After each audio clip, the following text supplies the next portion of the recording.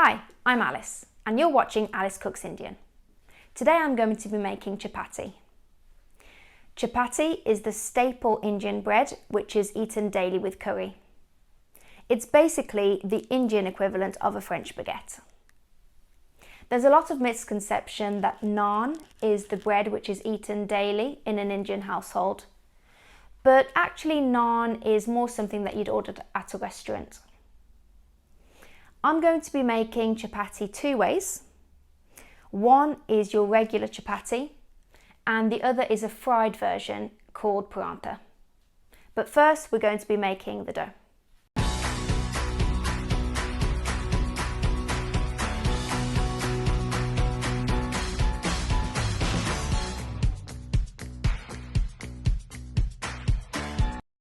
Super simple ingredients: whole wheat flour and water. Some people also like to add a bit of salt in here. As a basic rule of thumb, it's about double the amount of flour to water. I'm going to be adding 4 cups of flour and 2 cups of water. I've already added my flour into the bowl and now I'm going to be incrementally adding the water and kneading to a dough. I'm now going to start adding my water bit by bit and start kneading the dough.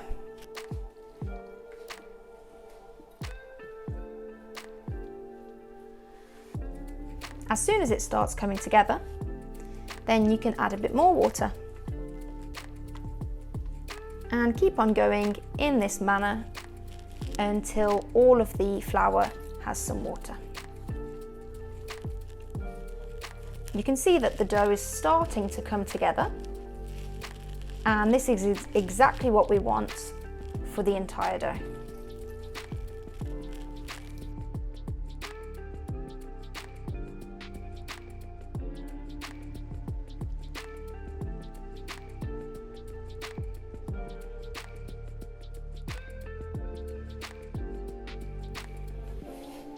So you can see that it's really starting to come together now.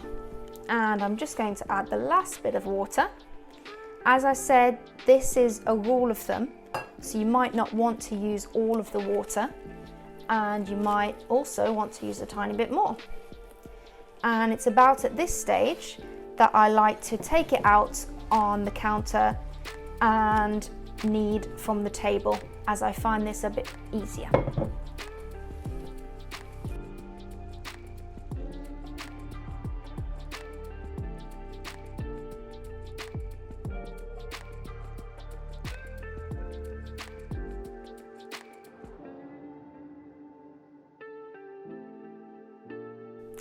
So, as you can see, this dough is now ready.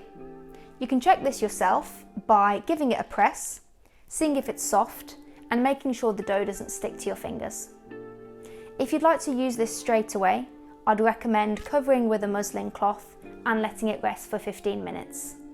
But I like to make my dough in advance, so I put it in an airtight container into the fridge. So I'll see you tomorrow, and we'll cook these chapatis. Hello, welcome back. So we're ready to start making our chapatis now. I've got the dough that we made yesterday and some basic equipment that you'll need: a flat pan, a rolling pin, some flour for rolling in, something to flip the chapatis with, and a clean tea towel. So just to start, we're going to take out a portion of dough about the size of a plum. Now I've taken this out of the fridge about 20 minutes ago so that it's not too hard. I'm going to put it in the dough and roll it out to a rough circular shape.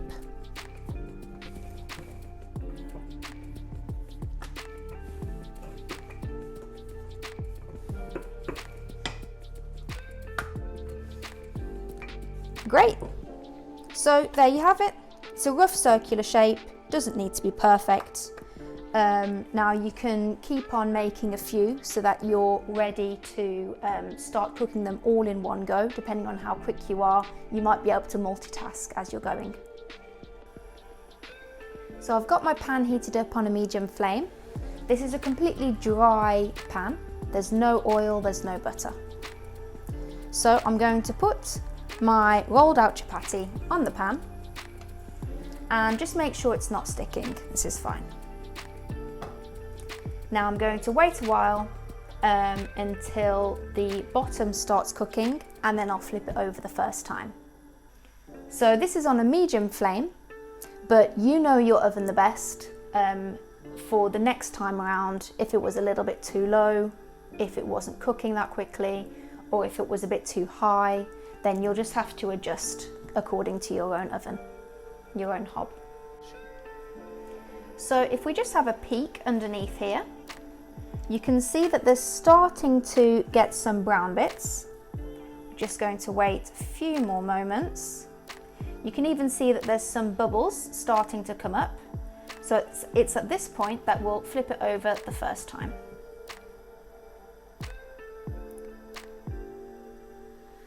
So you can see that there's some brown parts starting to appear again. So we're going to flip it over a second time. And it's at this point that we're going to take our tea towel and just give it a little bit of encouragement for it to puff up completely.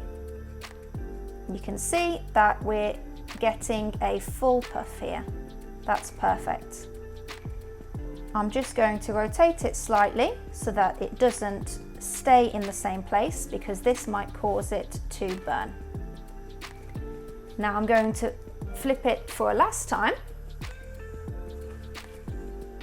just to make sure that the other side cooks as well. You can just press it so that the sides cook as well. That's perfect. And then we're going to put it on our serving plate.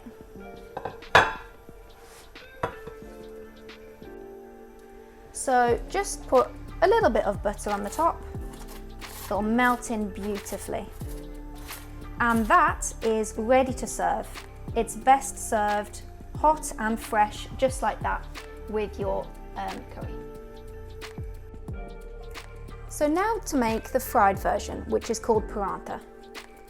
I'll start by taking a portion of dough again. I've got the exact same equipment as before. The only difference this time is that I've got some oil here, and I'm also going to use a little bit of salt. So I'm going to roll out my dough again, but this time I'm not going to roll it out fully. I'm only going to roll it out partially. Then I'm going to add a little bit of oil with the back of a spoon.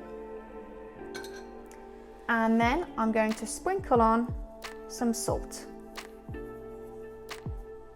And then I'm going to enclose it. You can do this different ways. A nice and easy way is to just fold it down the middle, about a third of the way.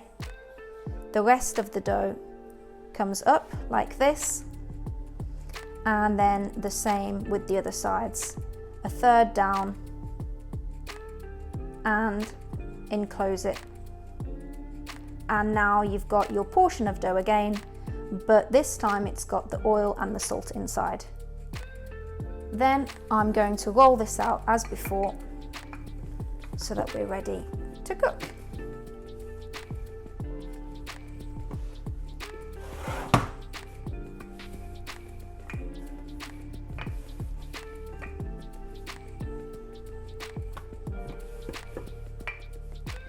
Make sure that you keep on using enough flour so that it doesn't stick to your rolling pin. Great, so I'm happy with this. Now, giving it a bit of a slap in between your hands gets rid of any excess flour. You don't want to be cooking with tons of flour on the outside. And we're going to heat up our pan again. Right, so we're ready to cook again. I've got my pan heated up again, medium flame. Now we're going to start off with a dry pan again. And our parantha is going to go straight onto the pan. Again, just make sure it's not going to stick. Now we're going to wait a little while, again until it starts getting some brown spots at the bottom, and then we'll flip it over. Right, so we've got some bubbles appearing again. I think it's probably fine to flip it over. Yep, so we've got our brown spots appearing. Let's flip this over for the first time. Now the difference between parantha and chapati is that we're going to put oil on the top of this. Use the back of the spoon again to just put a layer of oil on your parantha.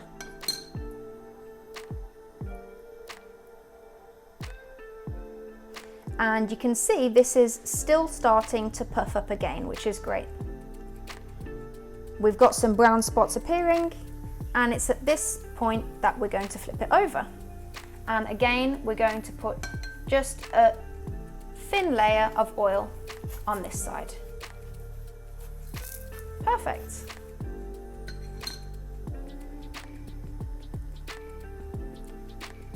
We're going to have a little peek. Oh, great. It's starting to brown up. Flip it over, and we're going to use our tea towel just to make sure that it's cooking properly everywhere.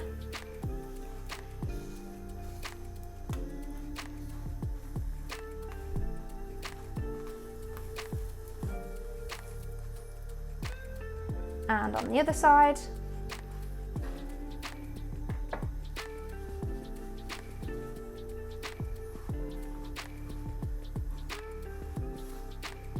Using the tea towel just helps to make sure that the entire parantha is getting properly cooked.